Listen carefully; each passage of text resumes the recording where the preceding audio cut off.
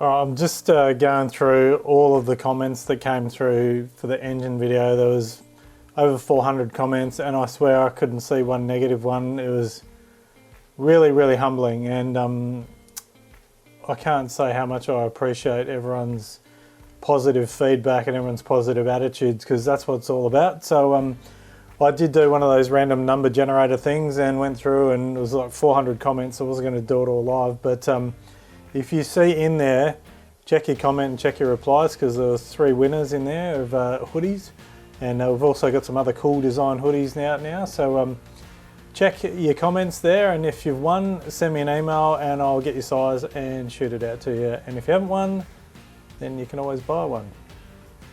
But anyway, onwards and upwards, and the car's getting back together slowly, bits and pieces happening. But in the meantime, we've got Jason's Commodore here that been just checking the updates on that, and it's looking very cool.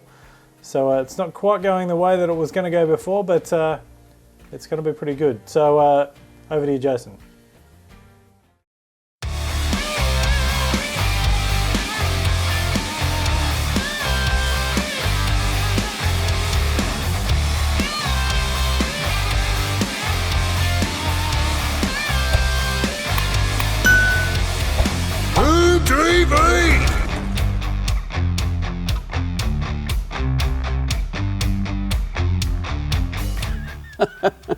We are nearly finished this weekend, basically. We're supposed to be over in Winton, Festival of Speed. However, COVID struck and it's destroyed that for us. So we still struggled through and got the car finished. Just got a couple of little jobs like a shift light and a rain light to go onto it, and it's ready to go.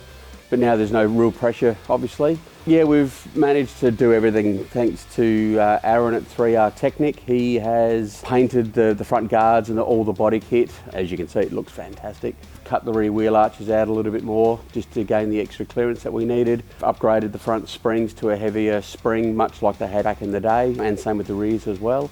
Just literally today, finished putting the interior back together. It's ready to rock and roll. It looks good, it sounds great, and yeah, we're over the moon with how it's come up. We're a little bit torn. The car just looks fantastic with the flares, and even in this horrible colour that I really hate, but it now actually has taken on another whole persona.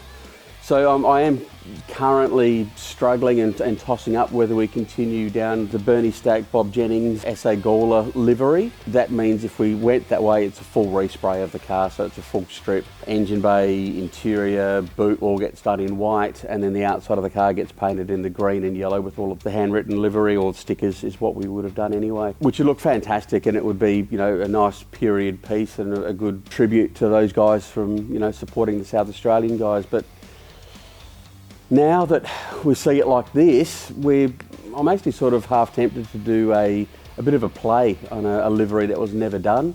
It was a car that was raced by Frank Gardner in the late 70s, early 80s. It was teal and black with a bit of white as well, which would also work with the colour of the car very well, and we could just do a Phantom tribute. So we haven't decided, but still wouldn't mind hearing what the big YouTube world would actually have to say about that, the big social media world. It'd be interesting to get and gauge people's feelings as to what we sort of should do in that aspect. It'll be one or the other, but we just don't really know at the moment. It just looks so good as it is. It will be a completely different car to drive with the new suspension stuff in it. It will probably turn in a lot better. Brakes we've also played around with, so hopefully we can get those to work a lot harder now as well.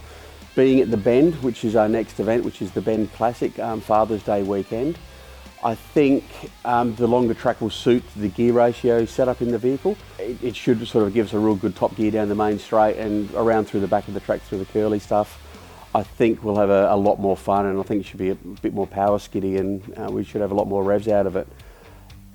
I reckon it's going to be a handful. We actually have just bought a power steering kit for it, so after this event we'll probably do a electric power steering upgrade to it.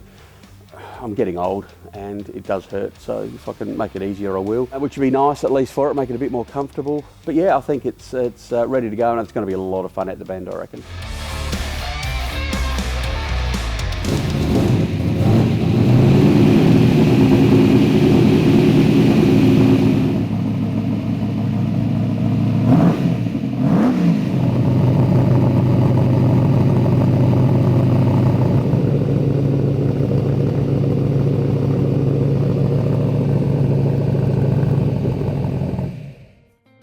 there you go. That's pretty cool. I can't wait to see what Jason comes up with. He's obviously a man with tons of talent and really cool ideas, but it's going to be a cool car regardless of what the livery ends up being. You might notice some footage on the screen here. Might have pulled out some old footage from this video myself and a couple of mates made for AutoSalon lots and lots of years ago with the HKS GTR. It's not the greatest quality footage, but there is some pretty cool footage there. So thinking of an idea to come up with for a video pretty soon with that, just to get it out there again. But thanks for watching. More updates very soon.